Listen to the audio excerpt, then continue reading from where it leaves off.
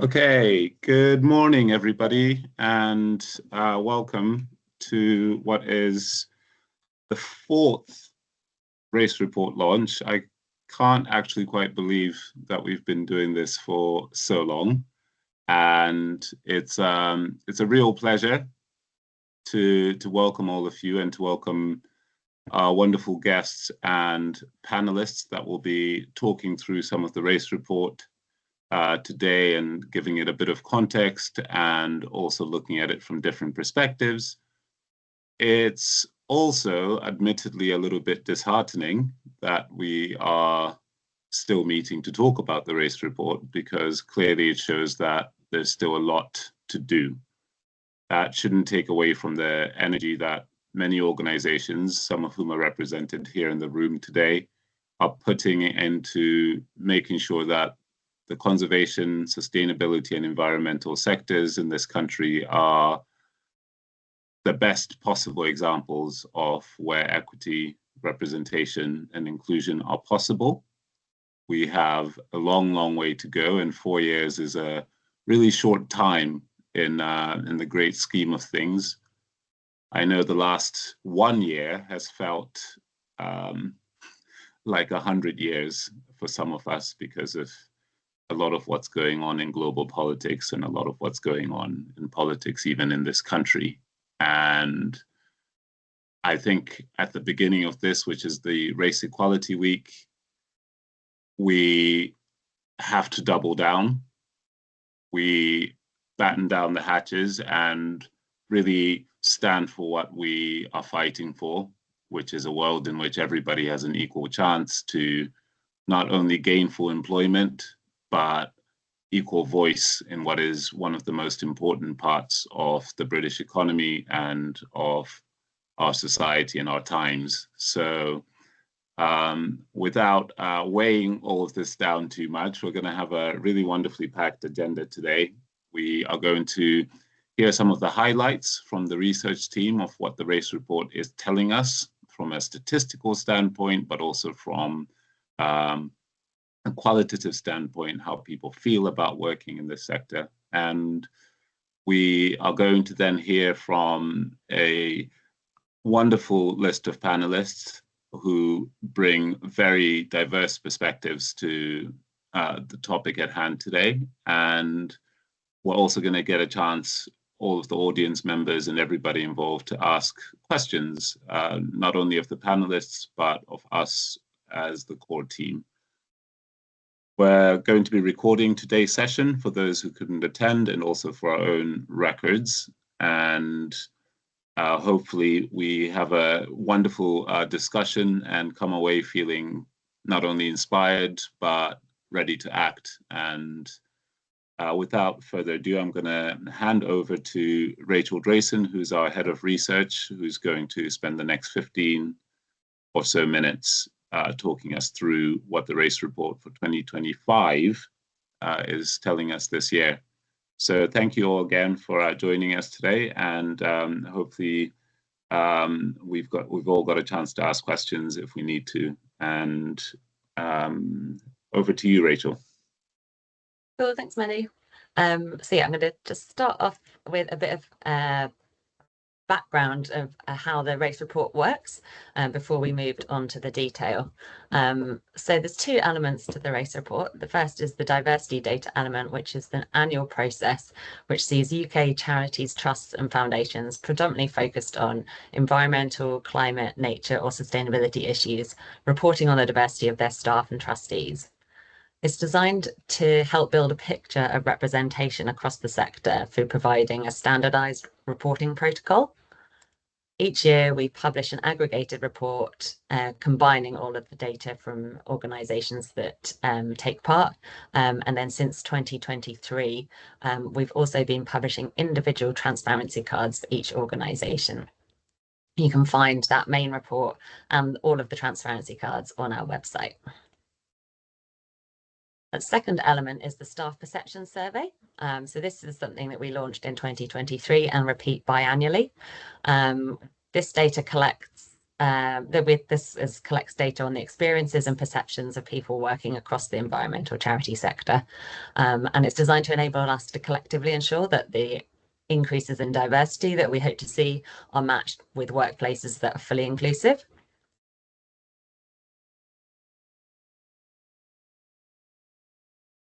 So there's 4 stages to get to where we're at today, where we're looking at the results.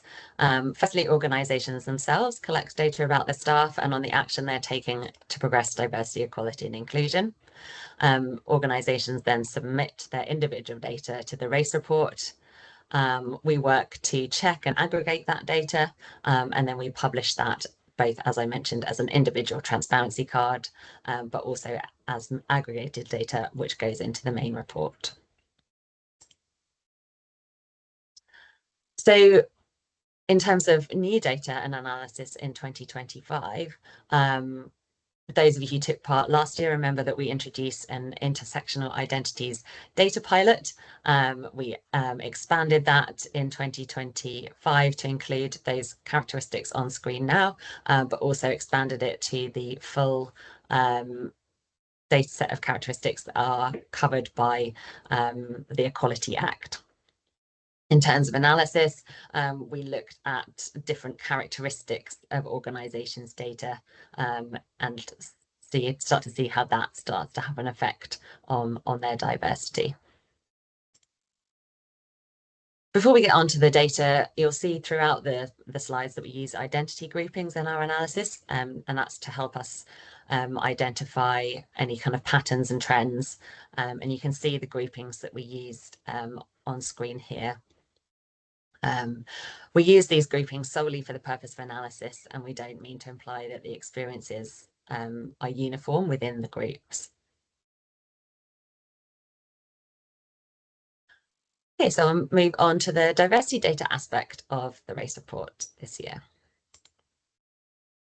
So in 2025, the race report data represents 137 charities and funders who submitted data, with 8 of those organisations submitting data for the first time. Amongst all of those organisations, 28,073 members of staff are represented in some way.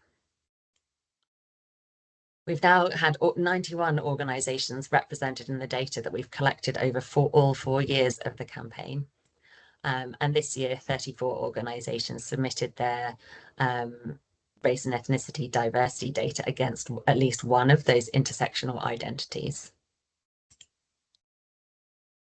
Aggregating all of the data submitted shows that in terms of staff members overall, 4.7% identifies people of colour or as other ethnically minoritized identities, and that's based on data from 137 organisations. The same percentage, 4.7%, of people in senior leadership positions also identify in this way, and that's based on data from 111 organisations. Finally, in terms of trustees or governance bodies, 11.7% identifies people of colour or as other ethnically minoritized identities, and that comes from 97 organisations. We also collect data on a number of other employment categories, and the full details of those can be found in the report on our website. It's worth saying that the data that we've shared here should be seen as like a snapshot of representation of people of colour or from other ethnically minoritized groups amongst the organisations participating in 2025. And with this kind of overall data, participation does vary year on year, so the overall figures don't represent like a like-for-like comparison. However, we can look specifically at the organisations that have taken part over multiple years to see how those trends appear. So yeah, this slide on screen does show that data from those 91 organisations which have taken part across all 4 years of campaign. The chart on screen shows that representation from people of colour or from other ethnically minoritized backgrounds between 2022 and 2025 has increased amongst these organisations, sitting at 6.2% in 2022, and that's now risen to 8.4% in 2025. We found in our analysis that the increase between 2023 and 24 is statistically significant. as I was saying, these kind of incremental changes are really what we'd expect given the nature of the change that we seek and the duration over which we've been running the campaign. Another trend from within the data for this group of organisation is the decrease in non-disclosure. And that's shown in this table on the right-hand side of your screen now. And that's dropped from around a quarter of staff not disclosing their racial or ethnic identity in 2022 to 8.7% in 2025. This includes people who chose not to disclose their identity during the data collection that their organisations were carrying out, or who were absent during data collection.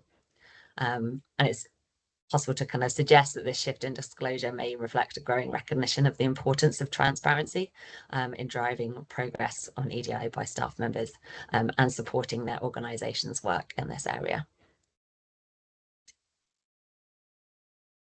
Each year, we also compare the race report data with national statistics, and we use the Office for National Statistics annual population survey data to do that.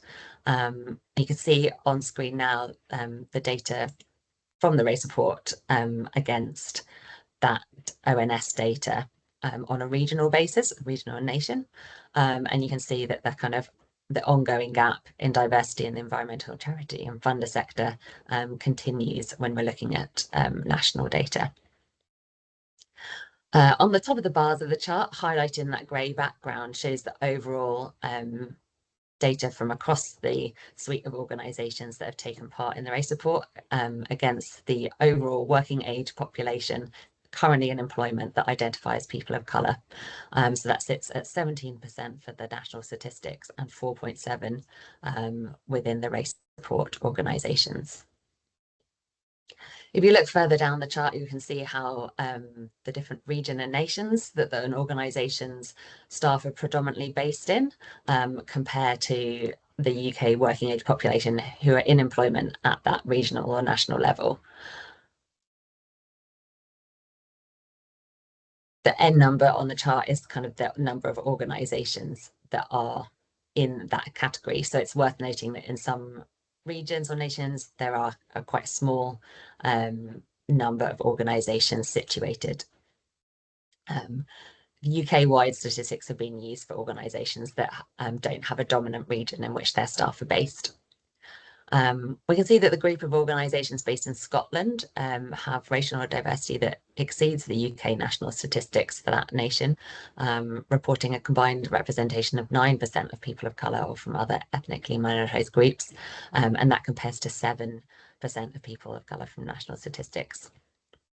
Organisations in Wales and South West England are also closely aligned to ONS data, but elsewhere in England, there's often significant disparity between representation of people of colour or from ethnically and minoritized groups and the national data.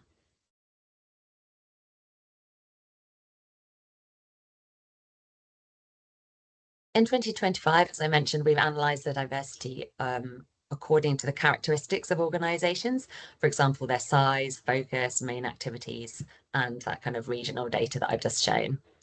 In each case, the figures for the overall staff have been analysed with this category, as it's the most comprehensive category within the race report data. For each characteristics, we've looked at the highest and lowest proportion of people of colour or from other ethnically minoritized groups, and presented those where at least 5 organisations are in a category. Where there's fewer organisation either in the highest or lowest, the subsequent category is value is presented. Looking at organisation size, in organisations with between 0 and 9 staff, that's full-time equivalent staff, representation of people of colour is at 15.1%, and in organisations with 50 to 249 staff FTE, it's reported as 3.5%. When we look at an organisation's focus, organisations which focus on climate or climate justice, representation sits at 16.3%, whereas organisations who selected other aspects of sustainability, that representation sits at 3.5%. Looking at the organisation's main activities, 16.3% of staff in organisations that deliver grant making and funding activities as one of their core activities.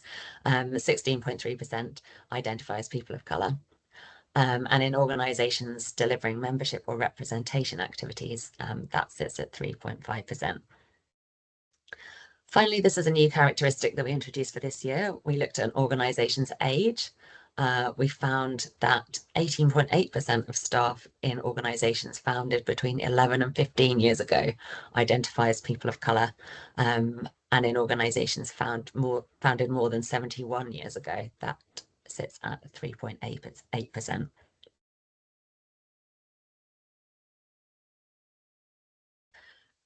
This chart on screen now represents the intersectional identities data that we introduced last year.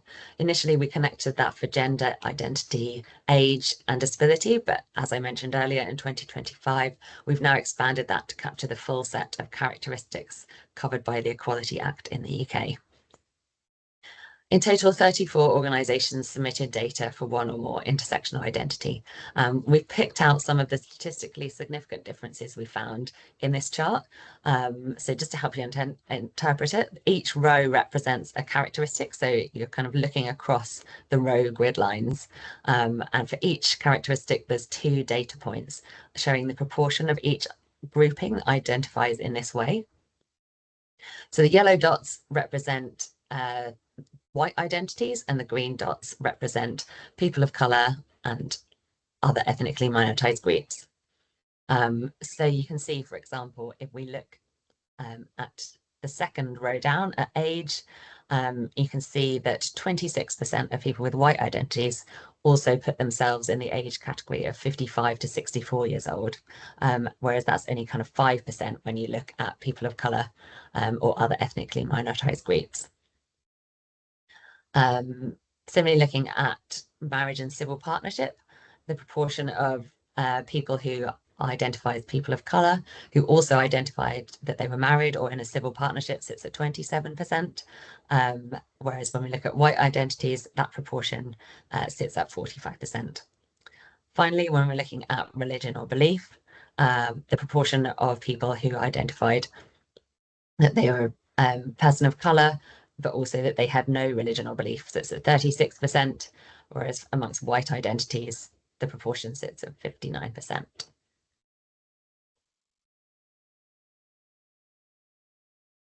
When organisations submit their diversity data, they're also asked to report on the action they're taking to progress equality, diversity and inclusion.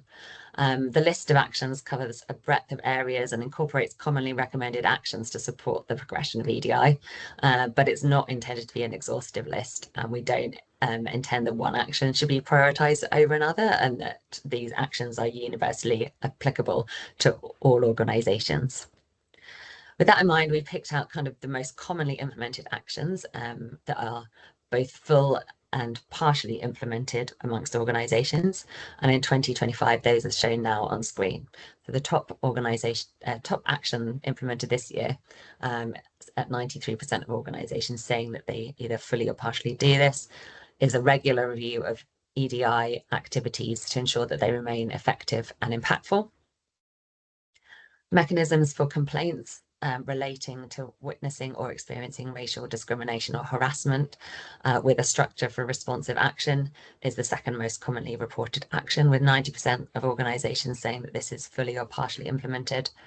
And finally, that a senior leader has official responsibility for EDI is fully or partially implemented by 88% of organisations.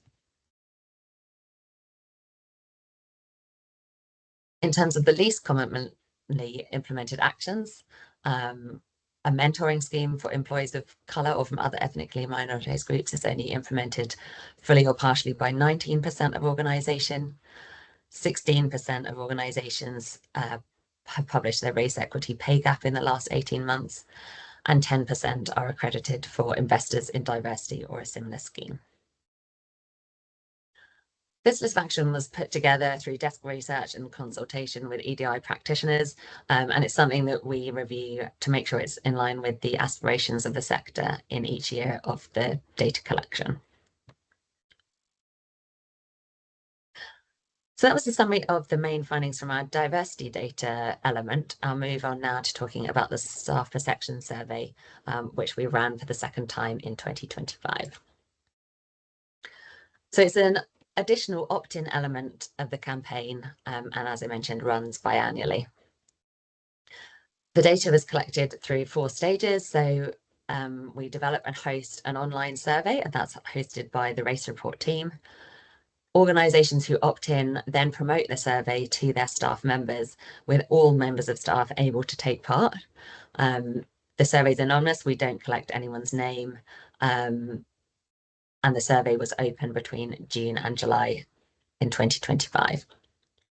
We then analyse responses within our team, and after this, we share the data with organisations on an individual basis. We don't publish that data individually, but we do publish the aggregated data into an overall report, and that is available online now alongside the diversity data on our website. So in 2025, 50 organisations opted into the research, and from across these organisations, we received 1,685 responses. To analyse the data that I'm going to present shortly, we've created an average of the results from the organisations participating. This helps account for the different contributions by organisations to the total number of responses. We've also tested the results between different identity groups that I've mentioned earlier for statistical significance. And the rest of the presentation only focuses on the results which showed a statistically significance unless mentioned otherwise. So when we look at the data overall, we found that respondents shared a positive experience of working for their organisations. For example, 87% of all respondents said that they enjoyed working for their organisation. But there are some differences in experience and perception depending on race and ethnic identity. In terms of feelings of value, 65% of people of colour and other ethnically minoritized groups, compared to 80% of white identities, said that they feel valued for their contributions at work. In terms of belonging and identity, 64% of people of colour compared to 83% of white identities said that they belong in the organisation they work at. And finally, in terms of development and progression, 63% of people of colour compared to 71% of white identities said that their organisation helps them acquire skills and knowledge that will benefit their future careers.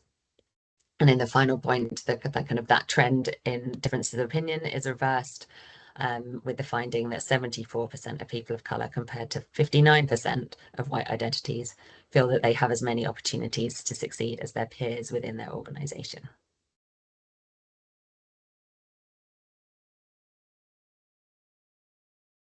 We asked respondents about their perceptions of the EDI progress within their organisation, and again found some differences in perception according to race and ethnicity. For example, views on action, leadership and delivery and relevance show consistent gaps. So 73% overall say that their organisation actively identifies and opposes racism. EDI work on race is also one of the most commonly cited area of improvement in the time that organisations have worked for their organisation, but perception gaps appear across aspects of EDI practice. If we look at the responses to these statements, we can see that 67% of people of colour compared to 76% of white identities say that they see their organisation actively identifying and opposing racism through its policies, practices and actions. In terms of senior leaderships, routinely championing an equality, diversity and inclusion to staff and key stakeholders, only 56% of people of colour align with that statement compared to 73% of white identities. Similarly, looking at the relevance of their organisation's work on diversity and inclusion, 60% of people of colour align with that statement compared to 71% of white identities.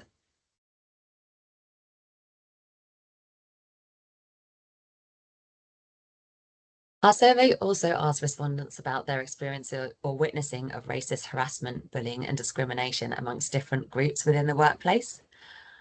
Amongst respondents overall, we found that these experiences occur most frequently amongst customers, clients or service users, with 12% sharing this experience. But as you can see by the chart on screen, when looking at the data according to ethnic identity groupings, you can see that people of colour or from other ethnically minoritized groups were significantly more likely to have experienced these behaviours compared to respondents with white identities from that group, but also from a range of other different types of people that they come into contact with on a daily basis through their work. For example, amongst colleagues, 10% of people of colour shared an experience or witnessing of racist harassment behaviours or discrimination, compared to 5% of white identities. We also analysed our data on an individual basis rather than averaging across the organisation taking part, and that revealed different results. And we published those, as you'll see throughout the report, as part of our commitment to transparency and to fully show the experiences of people who took part in the survey, and not to diminish experiences through statistical methods or analytical methods.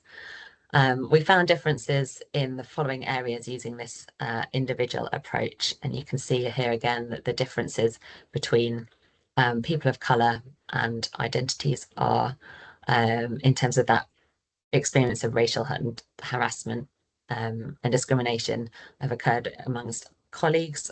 For example, 14% of people of colour reported this compared to 10% of white identities. Amongst managers, where the figures are 12% compared to 8%, and amongst customers, clients and service users, where the figures are 22% amongst 15%.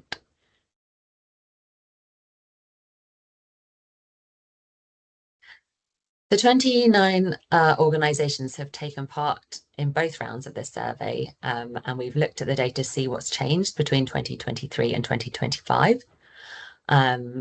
We looked at improvements in EDI performance. So on one hand, respondents report improvements in EDI within their organisations, with the percentage believing their organisation is doing all they can for some characteristics covered by the Equality Act increasing, but again, there's differences. So the table on screen now shows the characteristics where there's been an perceived improvement in performance. And you can see where the differences between the different identity groupings. So people of colour or from other ethnically minoritized identities only report improved performance in relation to age and pregnancy and maternity, whereas what people from white identities had a perceived improvement amongst the same categories, but in addition, disability, marriage and civil partnership, religion, belief and sex.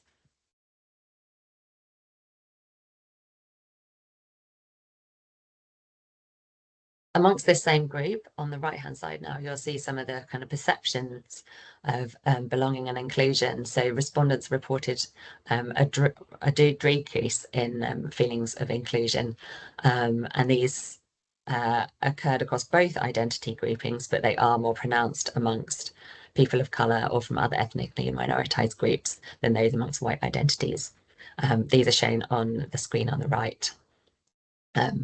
So you can see the green dots represent the data from 2023, and the pink dots represent the data from 2025. Looking at the top half of the chart, that represents the data for feeling that they belong in the organisation that they work at. And you can see there's a drop, for example, from 85% of people of colour reporting this in 2023 to 61% in 2025. Again, there is a drop in white identities, but it's a much smaller decrease. The same goes for seeing that their workplace celebrates individuality and difference. So amongst people of colour, the perception that applies goes from 70% in 2023 down to 48% in 2025. And the shift amongst White identities is also a decrease, but again, of a smaller nature.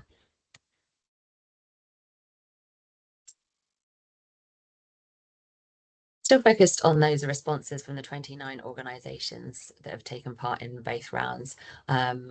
We also found significant differences across both identity groupings used in our analysis in their experience or witnessing of racial harassment, discrimination or bullying, particularly amongst clients, customers or service users within the last 2 years. As shown on the right, these experiences have increased from 9% to 18% for respondents with white identities, and from 12% to 20% for those identifying as people of colour or from other ethnically minoritized groups. So that's the end of the summary of the key findings. As I mentioned throughout the presentation, all of the data is available online, and we'd really encourage you to head there to explore both what I presented today and the wealth of additional data that we can squeeze into this presentation. We hope that you find this useful, and we're always welcome to feedback or suggestions how we can increase the utility of the data that we produce. I'm just also going to say thank you very much to all of the organisations that have shared their data with us this year. Without your participation, we wouldn't be in a position to understand kind of what's going on within the sector. I'm going to hand it over now to Lauren as we head into the panel discussion section of the webinar. Thanks so much, Rachel, for giving that overview. So hello, everyone. For people who don't know me, I am Lauren.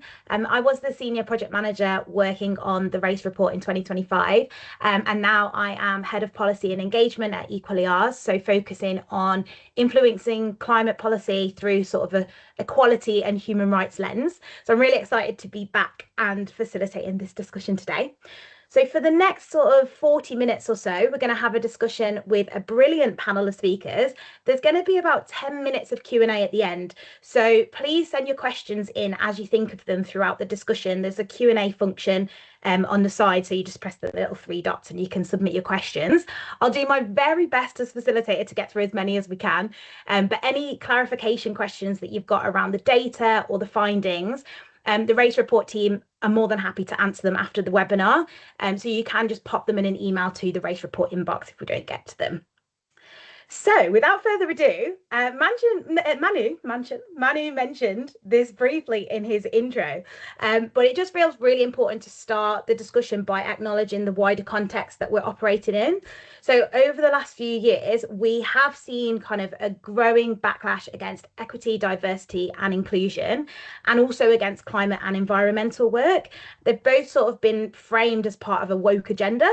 And this narrative increasingly positions work on racial justice, people, communities as something that's separate from environmental priorities, almost as if justice is a distraction rather than central to the solutions that we need. And we're also seeing the rise of far-right rhetoric across the UK, which feeds into this framing and sort of creates a climate where conversations around race and belonging starting to feel more uncomfortable, and also for some organisations more risky. So I just wanted to pause here for a moment and just reflect on like the human reality of that, because for a lot of us, this isn't abstract or theoretical. I know in my personal working life, there's been times when I've not felt able to show up for myself fully. I've definitely adapted how I speak, how I wear my hair, you know, how visible parts of my identity are, because my workplace hasn't always celebrated individuality and difference.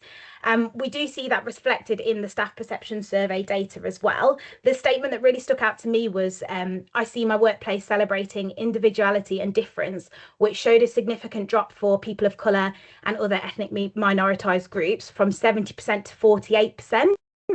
And that gap just isn't just a statistic, it's about who feels safe, who feels valued and able to belong at work. So as the Institute for Employment Studies puts it, 2025 was a turbulent year for EDI.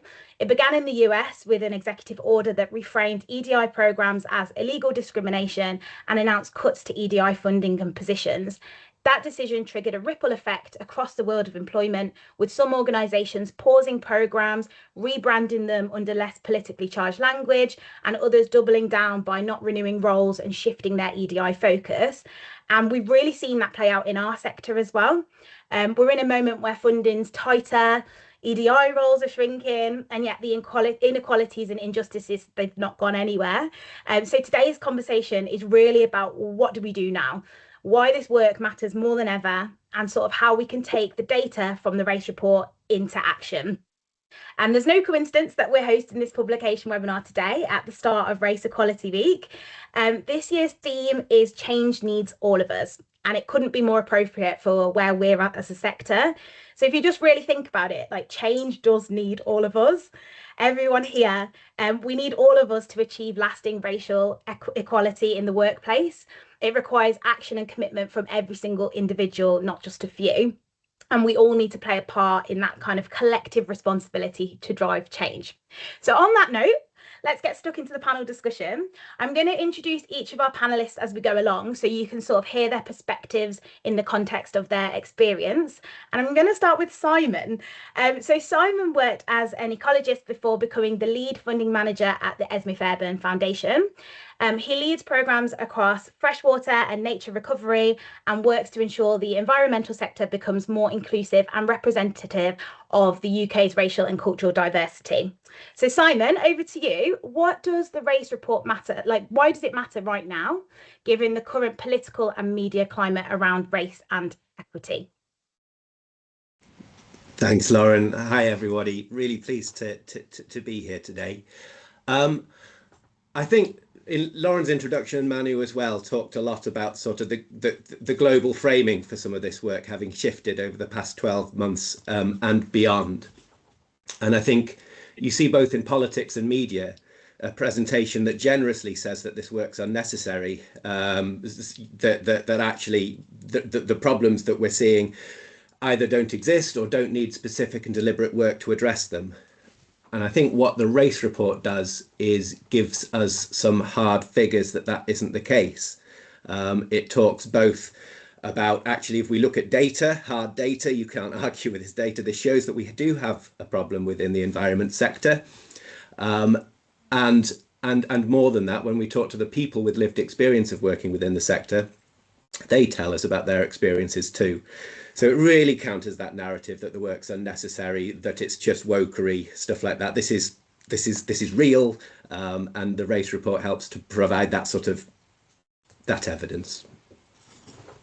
Thanks so much, Simon. And I'd love to bring in Dr. Nat next to give their perspective. So Nat is a Black, queer and feminist researcher, community organiser and climate justice educator. They're currently working with universities of Edinburgh and Sheffield on research exploring the strategies and experiences of young people of colour within climate justice movements. So Dr. Nat, from your research and kind of community organising work, why does the race report matter right now? Yeah, thanks, Lauren. And I think your introduction already provided the exact context that I was going to talk about and that I wanted to expand on.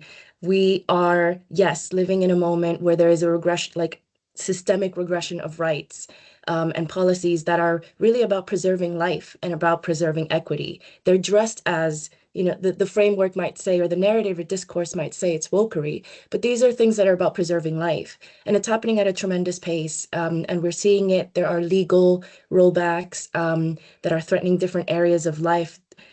There's a regression of gender rights, legal rights, rights for migrants, the cost of living crisis.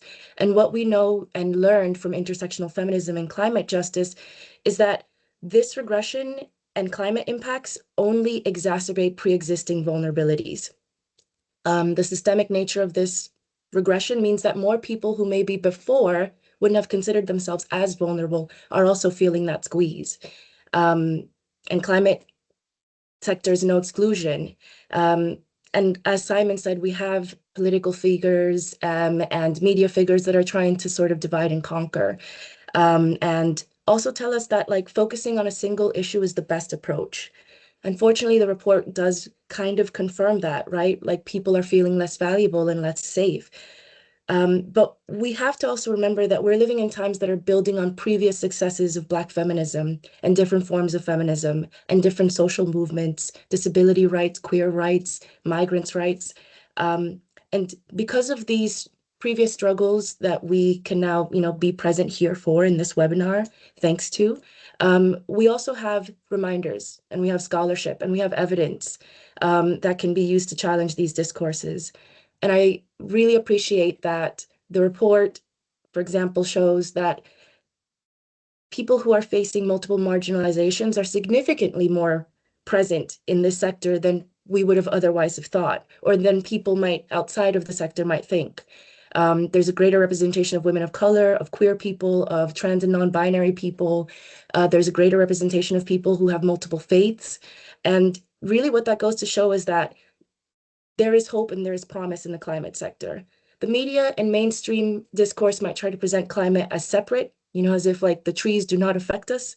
But actually what it's showing is that people who are facing multiple marginalizations kind of see the multiple threats to life and are coming into the sector and are trying to push it and make it better. And my hope is that this report gives folks the evidence that they need to start working more, to make more collaborations. So it's not just within the climate sector. Like I can see this report really supporting different legal advocacy campaigns, supporting migrants, supporting vulnerable students, supporting precarious workers, right? And maybe counselors as well who want to come up with evidence to support funding for going back, for connecting to nature and conservation. So I'm really excited about it, as you can tell. I'll stop it there. But I think it's the evidence that we need to support advocates, regardless of what the advocate's identity is or what they look like, and to bring more folks in. Yeah, thank you so much. I really like what you said there around kind of the hope and the reminders that we've got evidence of these sorts of movements, etc., in the past, and we're living in that now. So yeah, I think it's really important to kind of think about that in the context of what we're discussing today. So I'm going to come to Sareta next. So Sareta is the Diversity Outreach Coordinator at Sustain, where she leads a cross-sector programme advancing racial justice and equity across the food and farming system. So her experience lies in community-led change and inclusive practice. So Sareta, I'd love to know what stood out to you most in the Race Report 2025 findings, and did anything sort of challenge your assumptions? Thank you, and yeah, thanks for having me here. I think we've taken part in this for 4 years, and it's been a really interesting way of not only us reflecting on what we do and helping to prioritize what we do, but being able to see what's happening across the sector. I think it wasn't a surprise to me to hear that the more organizations that have been founded more recently are more diverse, but I think that's something that like a lot of organizations can learn from. Like, what is it about a younger organization that isn't following the status quo and the same old ways of doing things? And we hear that a lot. Oh, it's just how we've always done it. And there's plenty of quotes within the report to sort of back that up. So I just think, what can we learn from those organizations? Are they retaining their staff? What opportunities are they giving them? How are they centering justice within their work? And Sustain's been around for several decades now. We're not one of the oldest in the sector, but we're definitely at that sort of like middle stage of it. And then for me, the big thing that really matters is also the staff perceptions stuff. And I think this is the bit that you really have to centre the voices of people from minoritized backgrounds to really understand this work, because we can all tick that we've got a strategy, that we've done an annual review, that we have an HR process, but what does that mean in reality? And that's kind of where, over the 3 years that I've been doing this work, that's what has come up time and time again. I hear firsthand from when I was doing a lot of the discovery work in the first year of the project, I was hearing firsthand from people their experiences, what it was like to work in organizations as someone from a racialized background, and knowing that there's a report of this level to back that up and for us to use as evidence to senior leaders and to funders about the impact that's having. And as Nat said, like the the way that we can like frame this and the way that like we can really help make that radical change is going to have to be by centering these voices. And I really like welcome that as part of the report. Yeah, I think that's so important. And, you know, what you were saying around organizations that sort of think that's just how we've done it. It's really good to have that data to back it up, to sort of say, actually, the organizations that are newer, there's actual hard evidence that they are kind of working really differently in this space. So yeah, super interesting. Nat, was there anything in the findings that surprised you or challenged your expectations from thinking about it from your wider research and experience? Yeah, thanks. A few things. And as I mentioned, just the relief, I guess, at first to see that it's showing that statistically there's a higher proportion, a statistically significant proportion of queer people, of women of color, of Black men in these areas. I think so in my research and in looking into how young people of color are participating, are active in the UK's climate justice sector and climate movements across the sectors, a lot of the mainstream or larger organizations will sort of say, yeah, like it's just very white, it's de facto, that's the way it is. And so it was a very nice relief to see that actually it's not de facto. And despite there being a very heteronormative framing, queer folks are very involved and are present. And that though the numbers might be smaller, it is statistically significant. And I'm hoping that that gives people the push that they need to sort of remember that we don't work in a vacuum, that the political context that's happening here means that we need even more protections in the sector. We need others who aren't in marginalized identities to start these conversations for us. I think the other thing that struck me was the higher levels of, and forgive me if I'm misquoting this, there's higher diversity in governance memberships amongst racialized people who identify as racialized than there are in staff. And I think that this is good. This is promising. These governance membership and these governance boards are an opportunity to sort of rethink accountability and to make sure that we're thinking in a way that keeps growing. I'm just really hoping that it translates to more fixed decision making and that it translates to a more flexible sort of, yeah, just more flexible accommodations, right? There's a reason why a lot of people of color who are living in precarious situations cannot fit into the 9-to-5 model. It's also a very ableist model. So I'm hoping that that is translating to changing the sector, to changing employment. And yeah, it was just surprising to see that drop in people feeling valued and safe. And I'm really hoping that this gives allies the evidence that is needed to say it's not anecdote. This report is the start of it. And what can we be doing to sort of take that burden and relieve that pressure? Yeah, absolutely. And it ties back into the theme of Race Equality Week around change needs us all. Across all the different parts of the system, especially around kind of the governance that you were talking about before. So yeah, I think that's a really, really good point. So coming to Simon, so Esmée Fairbairn have been kind of active participants in the race report over the years. So how does the data from the 2025 report reflect what you're seeing in your own organisation or across the funding landscape?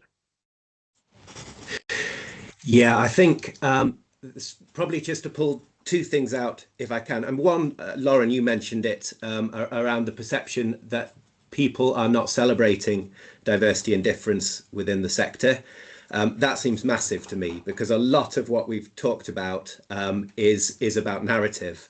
And if we aren't able as a community to talk about the importance of this work and the hope that comes from this work, there's some really positive stories to bring out. If we're not telling those stories, then that's exactly what I've used the phrase the other side. I'm not sure I really like that phrase, but you know what I mean. Those against this agenda, that's what they want. They want a really hostile environment in which people are afraid to talk about the diversity, to talk about this agenda. So we need to push back against that.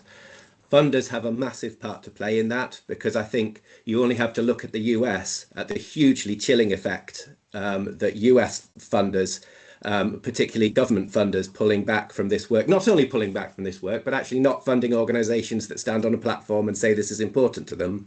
It has a chilling effect on debate and progress. And I think there's a real onus on funders in the UK, not only to say that's not us, and that's not where we stand, but also to support organisations in talking about it and to provide platforms. And I think the race report and the community around it is one of those platforms.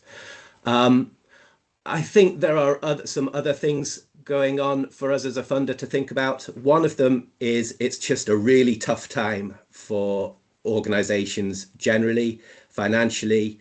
The costs of running organisations and the costs of the work they do are increasing, and income is not matching that.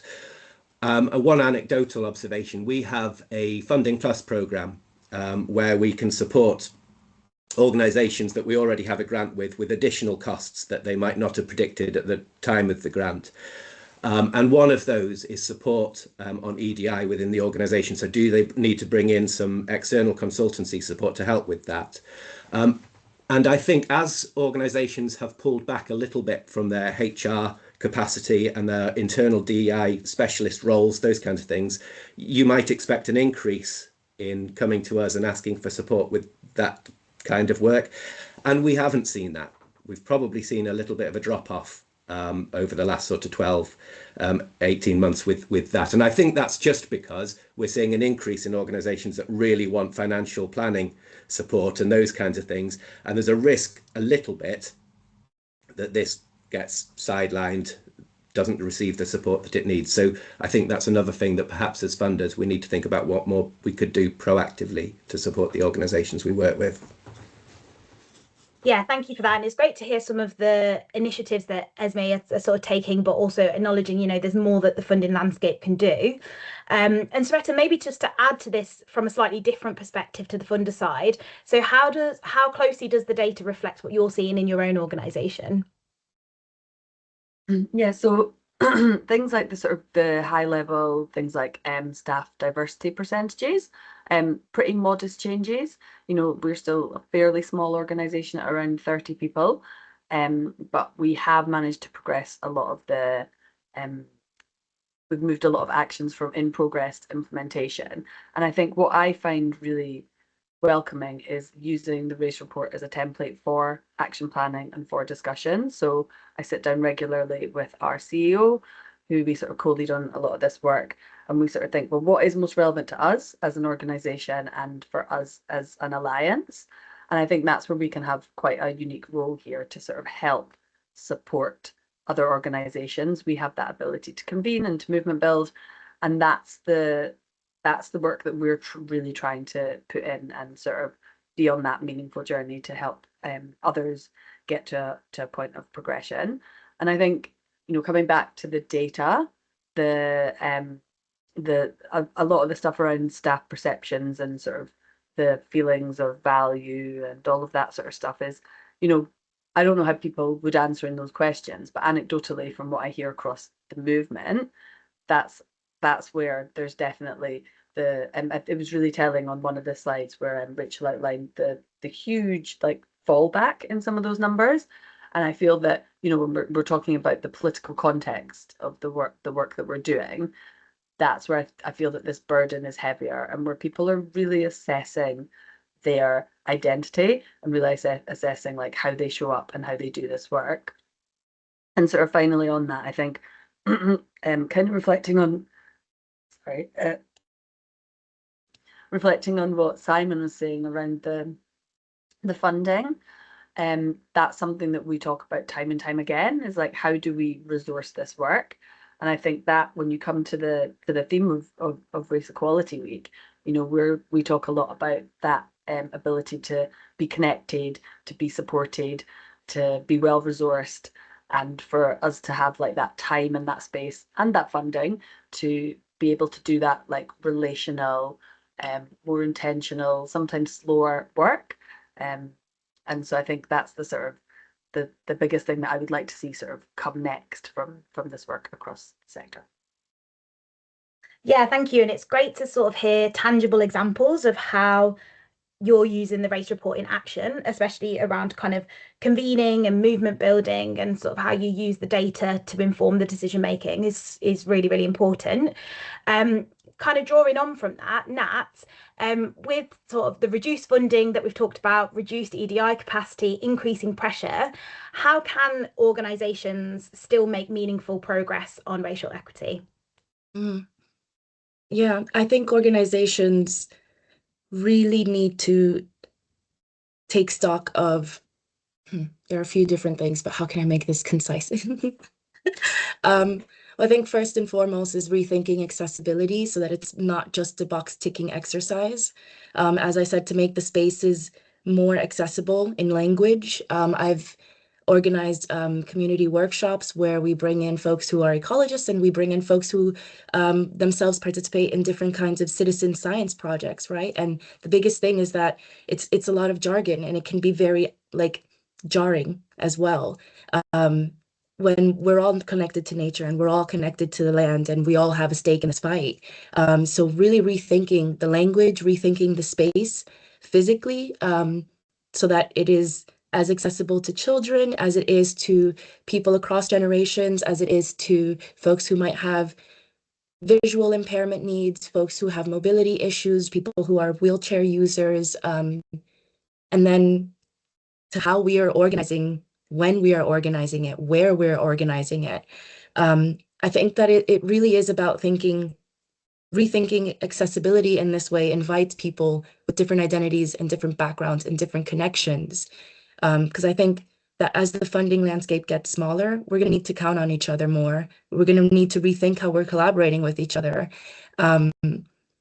This rollback that we are experiencing right now, I tell myself it's temporary, and we've lived through this historically before.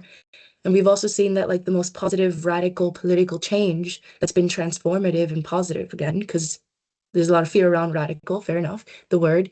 It comes from people who are really embracing their differences and putting actions around those to make it so that despite having differences, more folks can enter spaces. I think now more than ever, there needs to be more collaborations. I find it a bit frustrating that very large scale organizations will just admit that, yes, it's very white and that's the way it is. Well, Scotland is less racially diverse and they have a higher, statistically significant representation.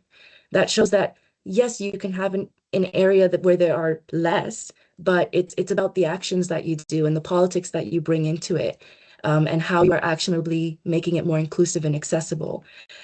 So yeah, the takeaways, if I may, would just be really rethink accessibility, really rethink what are the barriers, who's missing from this conversation, because disabled folks, migrants, women of color, single mothers, they are the ones that are leading in grassroots community, initiatives all across England, not just London, although a lot of it is being centralized in London. We need to break this cycle where we assume that those that have the most money have the most voice and power. That's not true. It's not what's happening in the community. And how we do that is just collaborating more and being more accessible and really embracing difference. Because as we've seen, uniformity just works to preserve the power and identities of those who have the most privilege. So it's a time of change, but it's a time of opportunity as well, I think. Yeah, absolutely. And just when you were talking then, I was thinking of a time when I became a trustee, and I think I was like 23 years old, and they told me that I needed to go to like a roundtable briefing discussion, and I was like, I don't know what that means.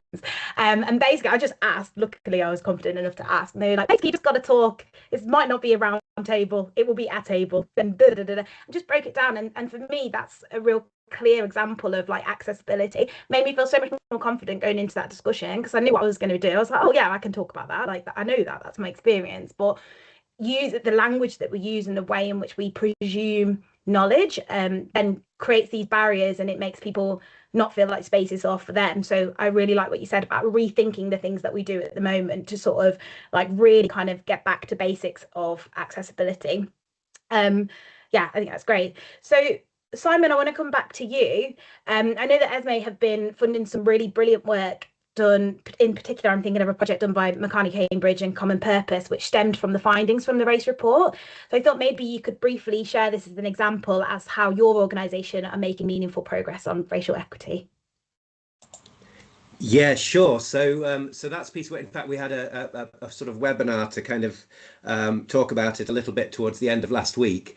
And this is looking at some of the findings within the race report around progression and support for leaders and aspiring leaders within the sector.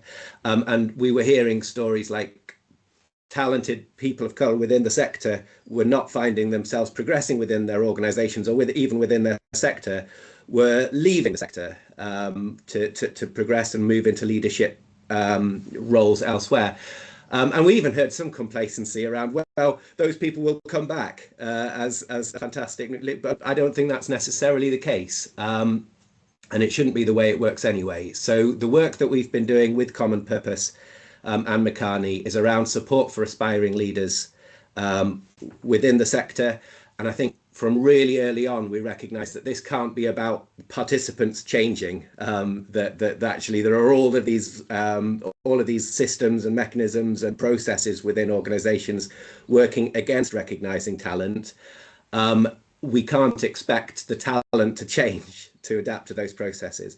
So I'm probably doing it a total disservice in the explanation, but effectively it takes an ecosystem approach. It says we have aspiring leaders, but we also have people in power and systems, and in order to change we need all of those people involved in the programme so that we can support aspiring leaders, perhaps with their recognising the talents they've got and how to put that forward, but we also need to address recruitment practices, leadership decisions and things like that within the sector. So watch this space. There will be much more information and more eloquently put forward around what that work is, but it's one of the things that we think is really important within the space, and really keen to work with others on this. It isn't about reinventing the wheel, and some components of what's needed already exist. So how do we work with that and bring that into what we're trying to do, rather than a new one-off initiative that misses those opportunities? Because I think a shift from one-off initiatives to kind of looking at our systems and processes within organisation is a really important part of what we have to do. So really keen to work with that. Thank you. I did put you a bit on the spot there, but I was invited to be part of that co-production process, and I just thought it was a really, really good example of how organisations can make that meaningful progress on racial equity. And I'd highly recommend to anyone listening to kind of stay in the loop with that and get involved. As Simon said, it's really about kind of working together and going back to that theme again of, you know, it's all of us that are needed for change. Before I go into the final question, just a reminder to drop any questions that you've got in the Q&A chat function, and I'll be getting to those soon. So I'm going to ask the final question to all of our panelists. I'm going to start with Sareta, and then Simon, and then Nat. So looking ahead to the race report 2026, what would success look like, and how do we sustain momentum beyond this publication launch? And I'll hand over to you, Sareta. Thank you. You know, from a straightforward stats point of view, it would be great to see more organisations taking part. And I really am enthused by the 91 organisations that have been involved for 4 years, and really want to make sure that those organisations stay on board, because the detail that we can get from that is you know, it's giving us so much insight into the future.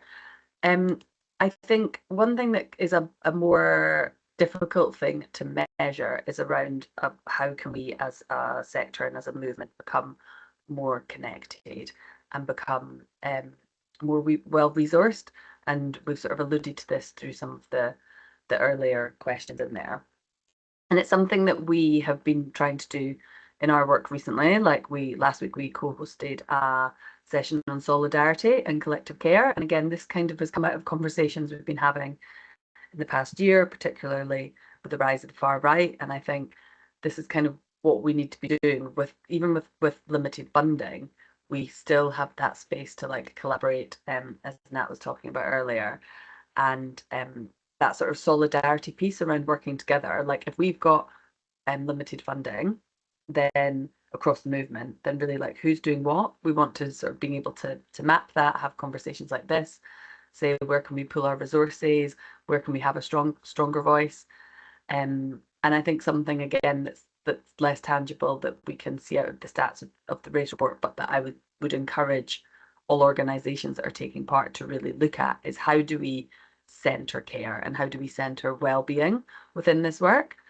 Because we're not going to be able to do it without that. And again, that's something that we've committed to doing as we hold events, sessions, workshops, and doing it last week. We had about 30 people convening in person, and the impact of just giving people that time to reflect and to sort of look after themselves is really, really important, and we can make sure that people are well resourced to sort of be working through an anti-oppressive lens to their work. Thank you. And I'll hand over to Simon. Yeah, just totally echo everything Sareta just said, really. I think one of the maybe slightly disappointing figures in the race is that only 8 new organisations came on board over the last 12 months. I think it would be brilliant to see that figure go up, because I think the race report's role in terms of accountability and transparency, the more of the sector is involved in that, the better it's able to serve that function. So that would be a major one. But I think I was at the race summit earlier this year, and I think one of the things that struck me there was this real sense of community and shared mission at that event. And Manu spoke around the role of the race report in building community and sharing ideas and doing all of that kind of stuff. And this speaks to Sareta's point about support, I think, and I think to build on that would be great. So it doesn't lose that accountability bit, but it's also a supportive networking community too. Thanks, Simon. And then finally over to Nat. Yeah, to build on what the previous 2 speakers just said, Simon and Sareta, I think it's success would look like just breaking down the jargon and just sharing more of those resources. Share it online, share it through social media, share it as small verbal clips, right? Not everyone has time to read, not every, and just making the information much more accessible, I think would be really helpful. Even a small guide to like, these are the different ways that you can make action items around this report. Just from what folks in this webinar have shared so far, that would be tremendously helpful. And I think, again, collaborations, not just with formal organizations, informal collaborations, blended events, just to make sure that like we are bringing as many different folks' identities and backgrounds into it, but also that we can draw from multiple kinds of histories, multiple kinds of social movement histories, multiple kinds of educators and practices and styles of teaching, to make sure that we are making the space accessible, easy to reach, easy to find, and easy to navigate. I think that would make a huge, huge difference, because unfortunately, I think it's going to get a little bit tougher before it gets good again. But I also think, like I said, that gives us time to work on how we collaborate with each other. This report is tremendous. It's the evidence that people need, just to rethink around how to use it, and really just building more on building, partners across the sector, but also in the community, even if you don't think they necessarily fit into, quote, air quotes, climate, sustainability, conservation. There's a lot that we can learn from each other. There's a lot that we can change about how we teach, how we communicate. And unfortunately, these difficult times are also times for experimenting, and hopefully makes people feel more comfortable. But I think that that's how we can sustain the momentum, because it's a really, really great report. Just need to make sure it gets to the right hands. Absolutely. I think that's so many things to think about there around how all of us who are listening today can sustain that momentum. And it feels like a really good moment to open things up to the Q&A. So we've got about 10 minutes for the Q&A. So please keep sending questions through. We've had a few already, and I'll do my best to get through as many as possible. So the first question, I'll just sort of open it out to the panel, and whoever wants to take this particular one can do so. So this question's from Sai, and So I said, great panel discussion. We're seeing prominent vocal people of colour, celebrities / political, who are diametrically opposed to EDI and actively deny that institutional racism exists and will introduce their lived experience into the space. So the question is, have panel members encountered this, and do they have any strategies to counter? Does anyone want to take this first of all? I can start us off. I think we're all kind of unfortunately experiencing it. If we lived in the UK for the last 2 years, you can have someone who is a person of color with very regressive, let's say, views about the environment and about social and racial justice and rights. I think that maybe there's a history where we look at a single identity and then we use that single identity or that single issue to track progress. And I think it's just about remembering that like a multi-issue, multi-identity approach is the best thing. If you ever have someone who's an ambassador for enter brackets, marginalized community, that's a red flag. You shouldn't have just one. Tokens are bad, and discussions, debates, sure, but if you are talking about people's lives and vulnerabilities and precarity without having that experience, which itself is lived through multiple different dimensions, then you're at risk as kind of like, falling into distraction politics, which I think that is also where it falls into, right? When you have prominent political figures saying, racism is not a thing, despite there being like, thousands and thousands, heaps of mountains of different kinds of evidence. That's all I would say for now. I would invite others to speak, but.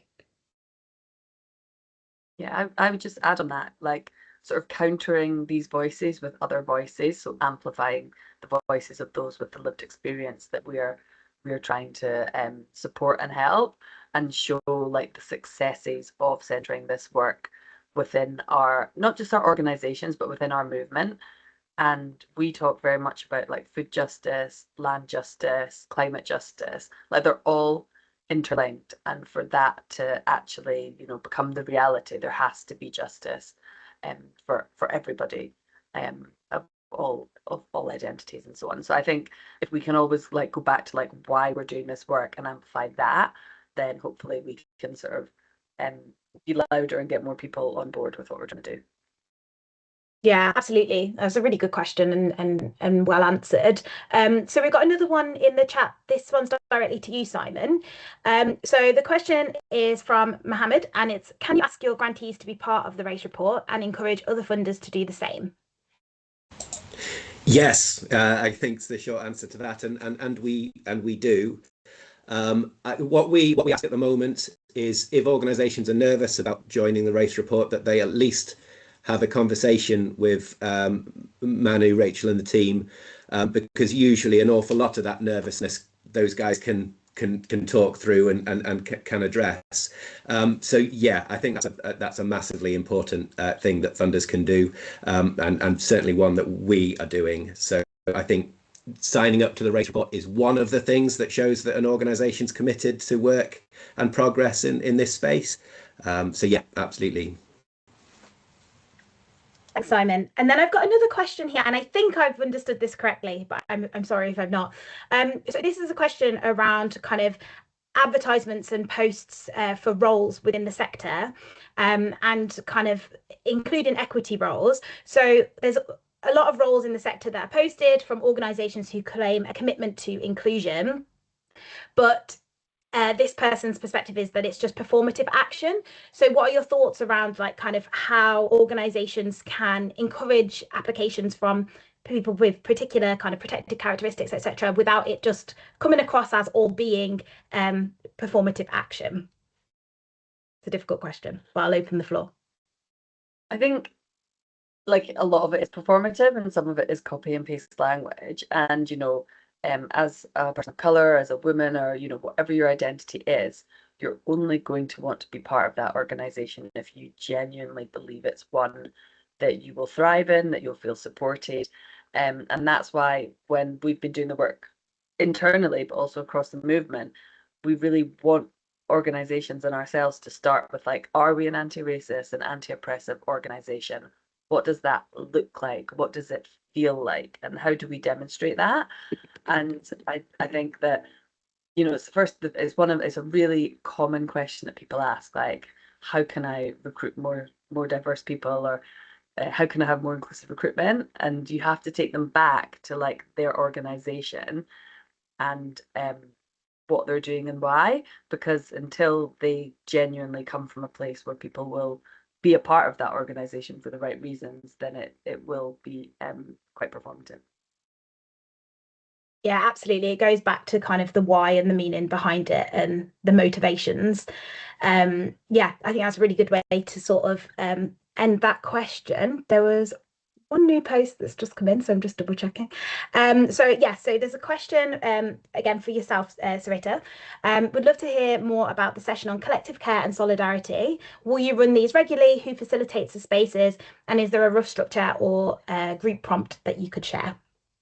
Absolutely. So I've just done a blog that went up on Friday, so it's on the Sustain website and Roots to Work, which is our employability website, so you can read reflections of it there. So last year we had a summit on food and racial justice, which about 70 people I think came to. And so in terms of this conversation, it came as a follow-up to that. And so it was a sort of semi-closed invite list for this session, because we really wanted to be intentional with our conversations and what we were trying to get out of it. And we co-designed it. So it was hosted by Sustain and Beating Better. We collaborate on a lot of this work across the sector because we both have sort of shared missions. But we got some external facilitators from holding the space. They're really great. Anya and Lorato.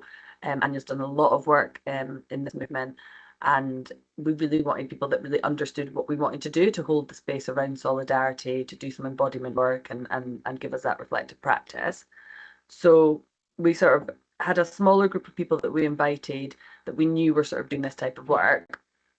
And on the question of, like, will we do more? Hopefully. It's something that, like, we got so much out of it that we're thinking, could we do a couple of these a year, and sort of see, like, you know, because we don't just want to support the people in the room, and see how can we frame this, how can we expand it, and so on. So the short answer is yes, we hope so. Again, like, these events in person aren't cheap to put on, so part of it is like a financial implication, and then otherwise we will definitely be doing them. So if you sort of keep an eye on our websites and newsletters and the blog, as I said, you can review some of the things that came out of it and get in touch with myself or Idman at Eating Better for any follow-up questions. Amazing. And for any funders in the room, that sounds like a fantastic thing to fund. So just to kind of wrap it all up, I'm going to come to each one of you, and just, if you've got one takeaway from this conversation that just should be the last thing you're just sort of thinking about that you want to share. Simon, I'll come to you first if that's okay, and then Nat, and then Sareta.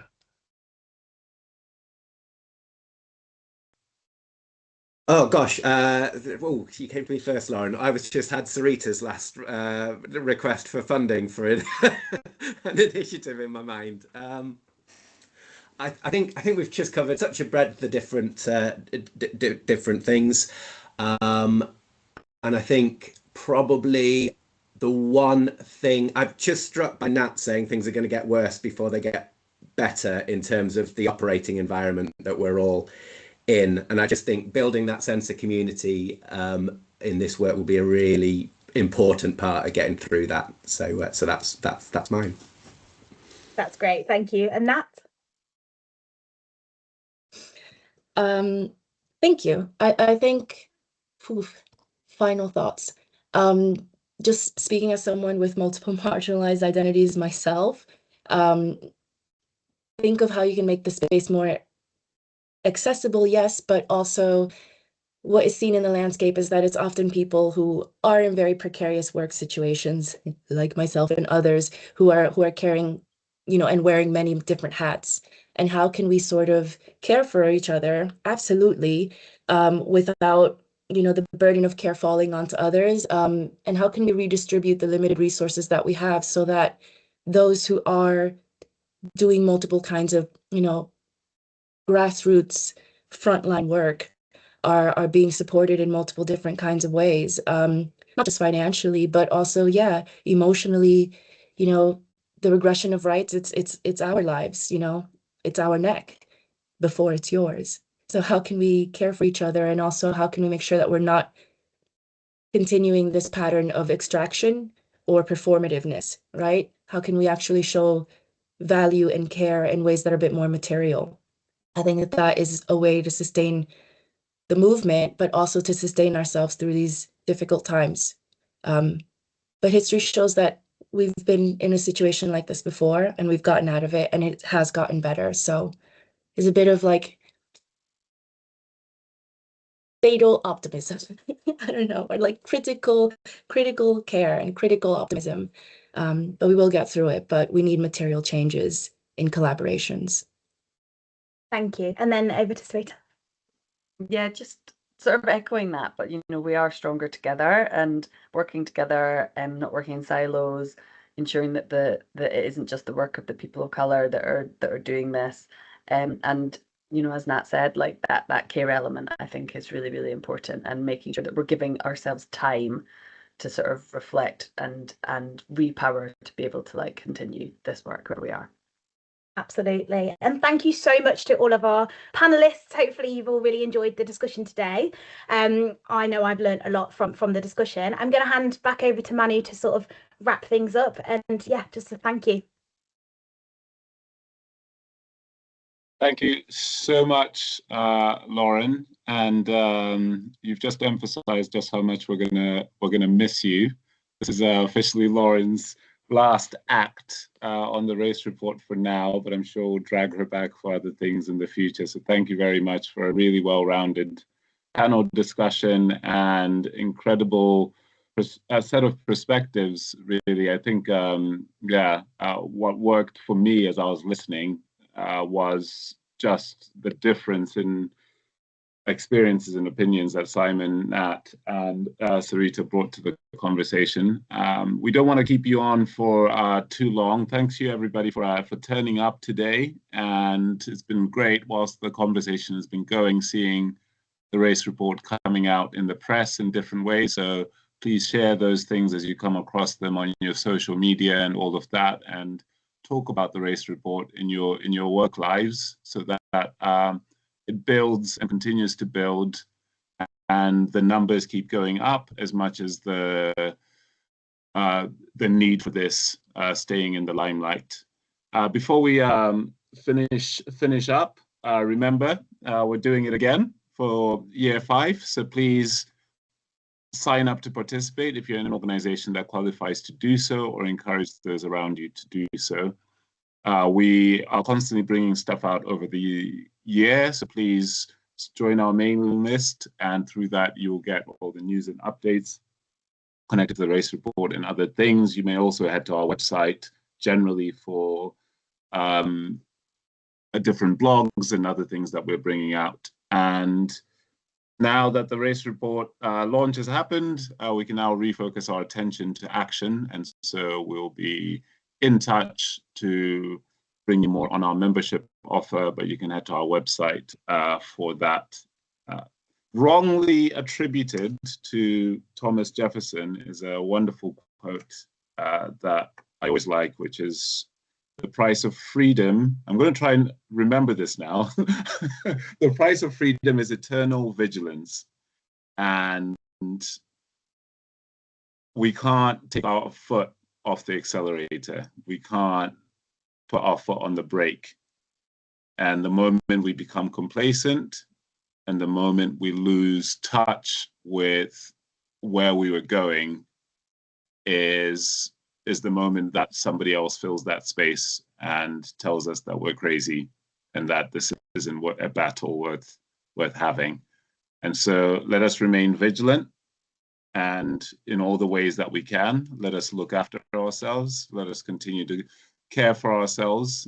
Not all life is a battle, despite the Leonardo DiCaprio film. You know, we've got to find joy as well, and find connection in these times, and know that difference is not separation. As Simon caught himself earlier, there is no other side, really. We're all fighting for a decent life and a decent living and a decent planet for ourselves and our children to be on. So thank you for joining us today, and we hope to see you in the weeks and months to come. Very, very soon you'll hear more about the summit, which will be coming back for another year in July. Take care and have a good week, everybody, and hope Race Equality Week is full of moments of connection for you all.